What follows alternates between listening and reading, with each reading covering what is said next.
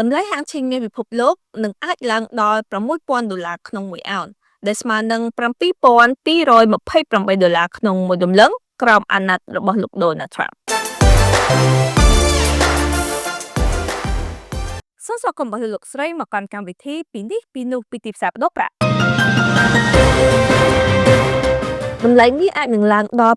$6,000ក្នុងមួយអោននៅចុងបញ្ចប់នៃអាណត្តិប្រធានាធិបតីលោក Donald Trump នេះបើយោងទៅតាមលោក Frank Holmes នាយកប្រតិបត្តិនៃ US Global Investors និងជាប្រធានប្រតិបត្តិនៃ Half Digital Technologies លោក Holmes បាននិយាយថាភាពចលាចលនៃសេដ្ឋកិច្ចពិភពលោកនេះនឹងជំរុញឲ្យកំណត់រចនាសម្ព័ន្ធឡើងវិញនៃប្រព័ន្ធហិរញ្ញវត្ថុសកល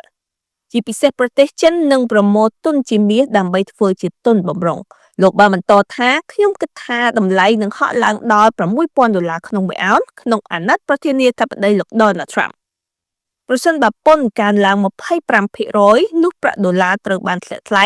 25% ដូចគ្នានេះបើយោងទៅតាមការចេញផ្សាយរបស់គេហទំព័រ Kitco News ត្រឡប់មកតម្លៃហាងឆេងមាសក្នុងសប្តាហ៍នេះវិញយើងសង្កេតឃើញថាតម្លៃមាសបានធ្លាក់ថ្លៃទាបបំផុតក្នុងតម្លៃ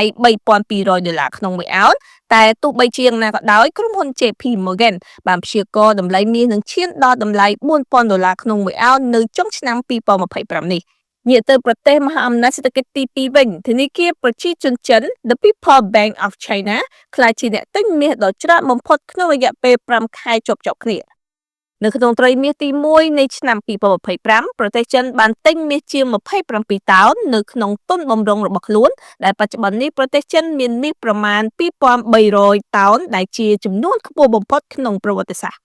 ការប្រមូលទុននេះជាផ្នែកមួយនៃយុទ្ធសាស្ត្រទូលំទូលាយរបស់ប្រទេសចិនក្នុងការពង្រឹងភាពជឿជាក់នៃប្រាក់យួនជារូបិយប័ណ្ណពាណិជ្ជកម្មសកលមានខាងលើដើម្បីទទួលបានផលចំណេញពីទីផ្សារអន្តរជាតិក្នុងការទិញមាសបន្ត